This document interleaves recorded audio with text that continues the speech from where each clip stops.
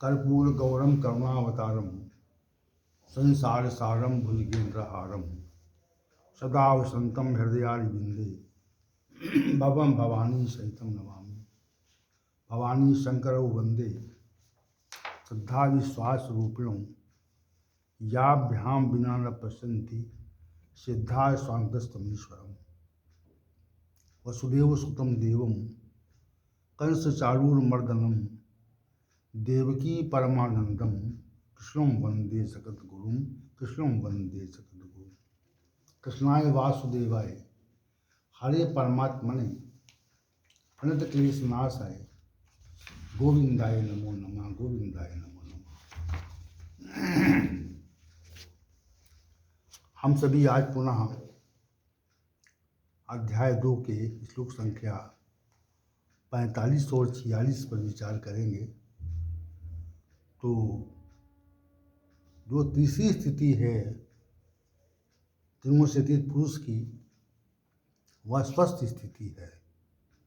स्वस्थता 2 प्रकार की होती है, एक सांसारिक स्वस्थता और दूसरी आध्यात्मिक स्वस्थता।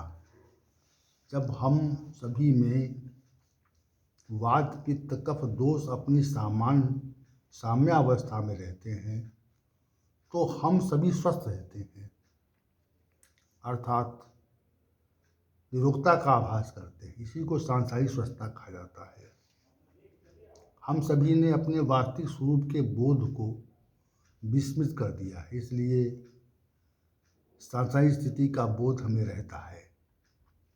ये मिथ्या बोध अथवा मिथ्याभास अहंकार का रूप माना जाता है, परंतु जब साधक अपने वास्तविक स्वरूप का बोध कर लेता है, अर्थात अहंकार से पूरी तरह निवृत्त हो चुका होता है, तब इस प्रकार के स्वस्वरूप की स्थिति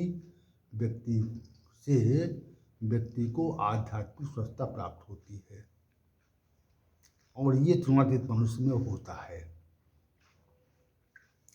इसी को आज हम प्रस्तुत करेंगे।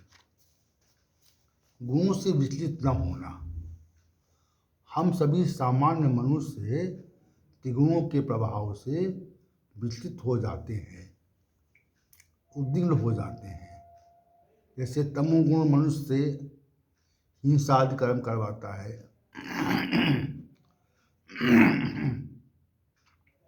दुष्कर्म भी कराता है।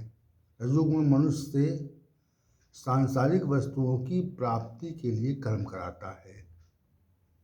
सत्वगुण मनुष्य से पूजा उपासना करने को बाध्य करता है, परंतु त्रिगुणातीत मनुष्य पर गुणों का कोई प्रभाव नहीं रहता।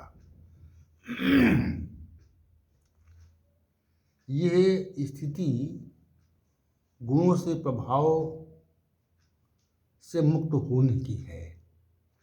इसलिए गुण त्रिगुणातीत मनुष्य को विचलित नहीं करते, उसे उद्विग्न नहीं करते, क्योंकि गुणों का प्रभाव उसके ऊपर समाप्त हो जाता है। त्रिगुण सामान्य मनुष्य को विचलित करते हैं और हम सभी त्रिगुणों के प्रभाव से विचलित होकर के ही नाना प्रकार के कर्मों का संपादन संसार में करते रहते हैं। परंतु मनुष्य बिना त्रिगुणों के प्रभाव से विचलित न होकर के सामान्य भाव से रहता है। इस प्रकार जो मनुष्य त्रिगुण से अतीत हो जाता है वह गुणों के प्रभाव से कभी उद्विग्न या परेशान नहीं होता। ये विशेष बात है और ये स्वस्थ स्थिति है पहली। दूसरी बात है, वो त्रिगुणों की क्रियाविधि को जानता है। त्रिगुण से अतीत मनुष्य सत्वरजतम त्रिगुणों के प्रभाव, उसके कार्य और उसकी क्रियाविधि को भली प्रकार जान लेता है तथा ये जान लेता है कि त्रिगुण मनुष्य को किस प्रकार से प्रभावित करते हैं। सामान्य मनुष्य त्रिगुणों के प्रभाव को, उसकी क्रियाविधि को और उसके स्वरूप को जान नहीं पाता। इसलिए वो अपने को उसके प्रभाव से मुक्त कर नहीं पाता। जैसे किसी रोग के प्रभाव को जान लेने पर यदि उसका उपचार ठीक प्रकार से न किया जाए तो मनुष्य उस रोग से अपने अपने को मुक्त नहीं कर सकता है। इसी प्रकार त्रिगुणों के प्रभाव को जानकर उससे निवृत्त होने के लिए साधक को साधना करनी पड़ती है। त्रिगुणों के प्रभाव को त्रिगुणों से अतीत पुरुष सम्यक रूप में जानता है और तपश्चर्या से उनसे मुक्त हो जाता है।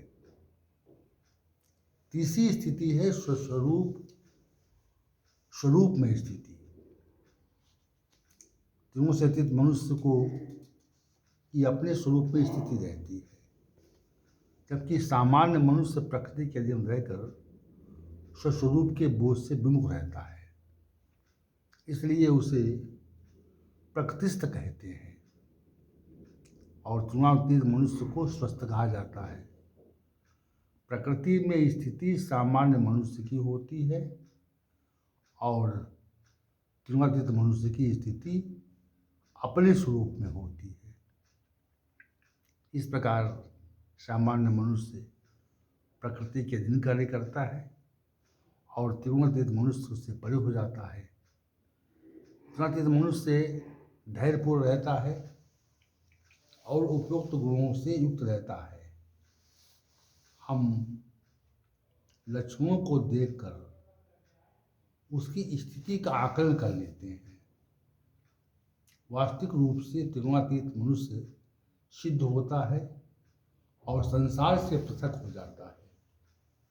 संसार में रहकर भी सांसारिक चेष्टाओं के प्रति उसमें कोई आकर्षण नहीं होता। ये विशेष बात है।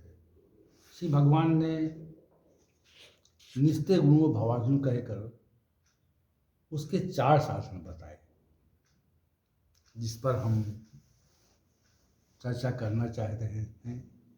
लेकिन ये चर्चा कल के सत्र में करेंगे। तो पहले हम पुनः श्री भगवान ने जो ये भाव दिए हैं, इन पर हमने चर्चा की है कि समत्व की स्थिति और दूसरा जो भाव दिया है कर्तृत्व भाव में समता और तीसरा स्वस्थ स्थिति। इसको हमें भली प्रकार समझना चाहिए। हम जब कर्तापन के भाव से अपने को मुक्त कर लेते हैं तो हम कर्तृत्व भाव में समभाव प्राप्त कर लेते हैं। और जब तक कर्तापन के भाव से हम अपने को मुक्त नहीं करते तब तक कर्तृत्व भाव रहता है, अर्थात गुणों का प्रभाव रहता है। गुणों के प्रभाव से मनुष्य नाना प्रकार के कर्म करता है। उसी प्रकार हमारी जब तक अपने स्वरूप में स्थिति नहीं होती है तब तक संसार के स्वरूप में स्थिति होती है। संसार से हम सामंजस्य मानते हैं तो संसार से सामंजस्य मानने पर हमें संसार के स्वरूप का दर्शन होता है और उसमें हमारी सांसारिक एक रूपता बन जाती है।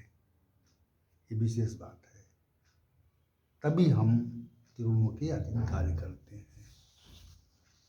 और इस प्रकार कर्तृत्व भाव, समत्व भाव और स्वस्वरूप में स्थिति, ये है सामान्य रूप से एक तीनों से चतुर्थ पुरुष में होती है। यही स्थिति वास्तविक है जो मनुष्य को तीनों से चतुर्थ करती है। त्रिगुणों का जब तक प्रभाव रहता है तब तक मनुष्य त्रिगुणों से अतीत नहीं हो सकता, ये निश्चित बात है। तो कल हम फिर इसके जो शेष भाग हैं जिस पर श्री भगवान ने निस्तु गुणों भाव कह करके जो 4 साधन बताए हैं, निर्द्वंद्वा, निसत्वस्था, नियोगक्षेम और आत्मवान, इन पर हम कल चर्चा करेंगे। ओम सहनावतु सहनौ भुनक्तु सह वीर्यं करवावहै तेजस्विनावधीतमस्तु मा विद्विषावहै। ओम शांति शांति शांति।